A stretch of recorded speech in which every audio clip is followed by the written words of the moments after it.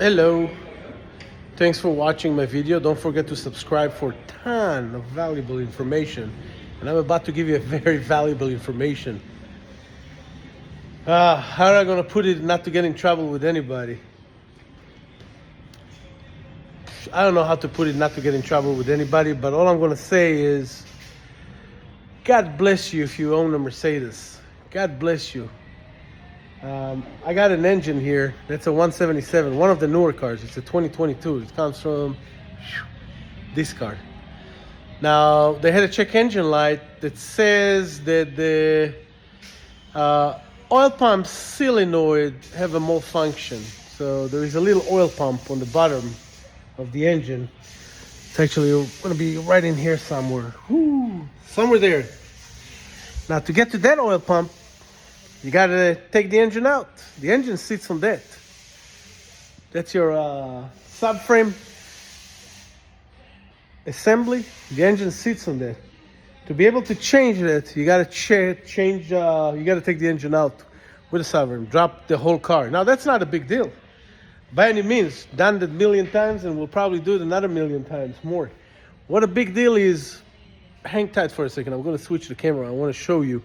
I want to tell you why you shouldn't mess with it if you don't have the right tools, skills, knowledge, and balls to do that. Hold on one second. Okay, and for all the geniuses out there that will say, oh my God, what a mess. The mess is of all the things that got to come out. It's not a mess because we do a messy job. It's a mess because there's so much that got to come out. So anyway, this is what I want to show you. They call it Integrated Starter Alternator, ISA. And this is actually your starter and your alternator together.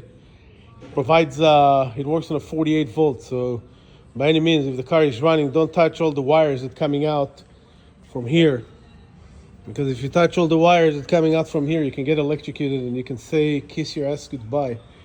But this is a special tool that is attached to that, and there is a special timing how you get it out. And if you don't do it at the right time, you're going to mess up a $5,000 part. So actually the part that we replaced on this engine, I think cost maybe 40, 50 bucks for the wire harness, and another maybe a couple of hundreds. We're going to replace the solenoid too. But the parts to replace is not expensive, but all the parts you have to put into it to replace that part is crazy, because you got to replace every single seal on everything that you had to take out. There's a bunch of different cooler lines and cooler seals and coolant hoses and radiators. And I'm like, man, it's crazy. By the way, that's another tool. And you gotta own that tool.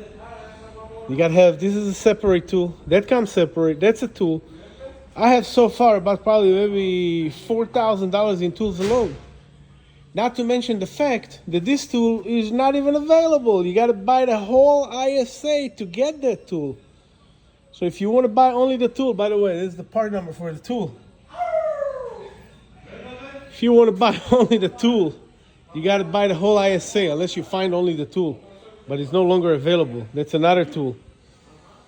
Man, there's so many different tools, and then you have to replace that too. It's crazy. And all of that for a check engine light for the oil pump solenoid. So many different things have to be replaced. My God, it's a job from hell. Wow, I don't think I'm charging enough to do this job.